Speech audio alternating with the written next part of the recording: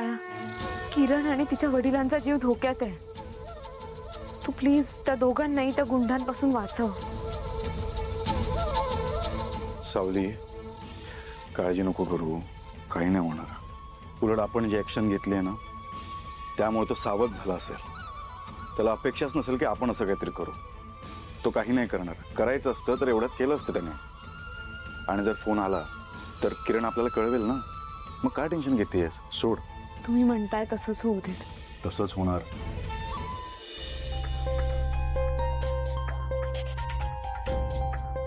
नील, thank you so much. Thank you. हो, म्हणजे doctor जे बोलले त्यामुळे माझे होप्स वाढलेत. आणि तुला थँक्यू अशासाठी की दोष माझ्यात आहे, पण तुझ्यामुळे ते कधीच कुणाला कळलं नाही.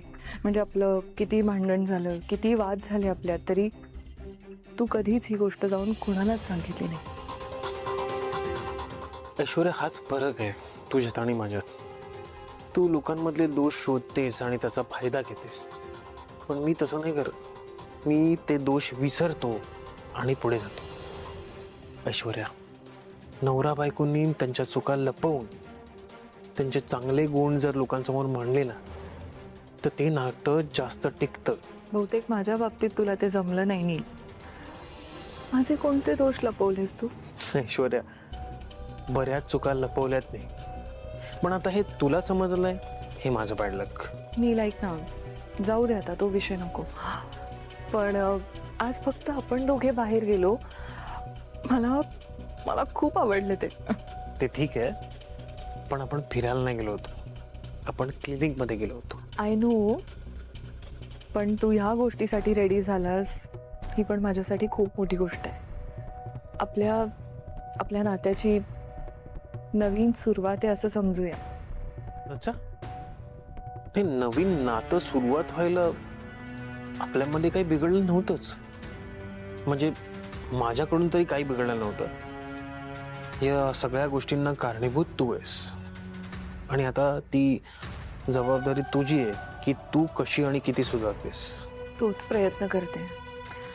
आणि मी ठरवलंय, आता कुणाच्याच मध्ये पडायचं नाही. आपल्या कामाशी काम ठेवायचं.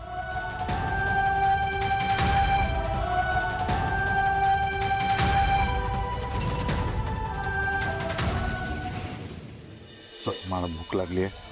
आपण स्वयंपाक करू. आपण स्वयंपाक करूया म्हणजे? म्हणजे काय? अगं, आपण स्वयंपाक करूयात ना.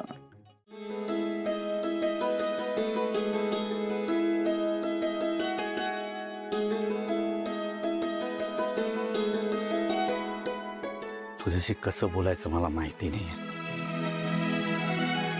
आणि आजपर्यंत मी तुझ्याकडे असं गाराणं बिराणं घालायला आलो नाही, कारण की एवढाच पापी आहे मी. पण तू सगळ्यांचं ऐकतोस म्हणे. या माझ्या घरच्यांना मी खूप त्रास दिला, खूप वाईट वागलो त्यांच्याशी. आज माझी लायकी नाही आहे त्यांच्यामध्ये बसायची, तरी मी आज इथे आहे तुझ्यामुळे. आई काय म्हणायची माहिती आहे मला? अरे राजकुमार, तू आहेस ना, चांदीचा चमचा घेऊन जन्माला आलास. तू आलास आणि रूपम कॉस्मेटिक्सची भरभराट झाली. या सगळ्याची म्हणून मी कदर नाही केली. पण आज तुझ्यामुळे किंवा त्या सावलीमुळे ना मी या घरात आहे परत आपल्या माणसांमध्ये. तूच नाही ना तिला पाठवलंयस माझ्या आयुष्यात. आमचे गुरुजी म्हणतात की भगवान के काठी में आवाज नहीं होता, जब पडती है ना तब समजते. हे बघ, इतक्या वर्षात मी कुठलंही सुख देऊ शकलो नाही या घरच्यांना. आत्ताची संधी आली आहे ना, ती प्लीज माझ्याकडनं हिरावून घेऊ नकोस. पूर्वी पण हेच सगळं झालेलं, पण त्यावेळेस माझा स्वार्थ होता. पण आता तसं नाही. आता खरंच तसं नाही. हा आनंदाचा क्षण माझ्यापासून हिरावून घेऊ नकोस, हीच प्रार्थना करतो.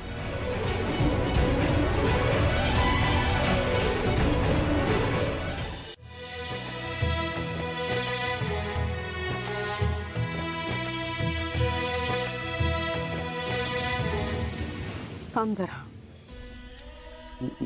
मी थांब. राजकुमार, तू आत्तापर्यंत या घरात जसा वागलायस, जे केलंयस, जी पापं केलीयस, माझ्या अमृताला जितका त्रास दिलायस ते विसरणं शक्य नाहीये मला. आणि त्यासाठी मी तुला या जन्मात तरी माफ करेन असं मला नाही वाटत आहे. पण तरी सुद्धा आज माझ्या अमृताच्या पदरात तू खूप सुख दिलंयस.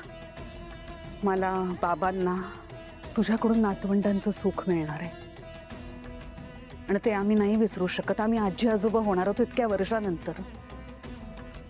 तू ना आजपर्यंत कधीच जबाबदारीने वागला नाहीस, पण आता तू बाप होणार आहेस. खूप मोठी जबाबदारी असते राजकुमार, लक्षात ठेव.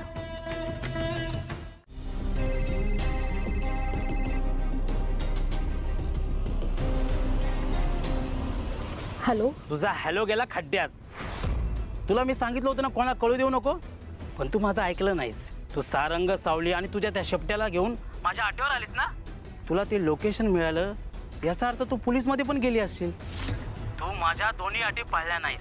आता तुला परिणाम भोगावे लागतील. ऐक ना माझं. हॅलो. काही ऐकणार नाही मी तुझं. तू ऐकलंस का माझं? असं काय करणार आहेस तू? तुला मला मारायचंय ना?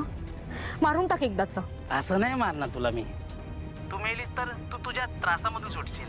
मला तुला खूप त्रास द्यायचा आहे आणि मला माहिती आहे तुझ्या बापाशिवाय या जगात तुझं कोणीच नाहीये.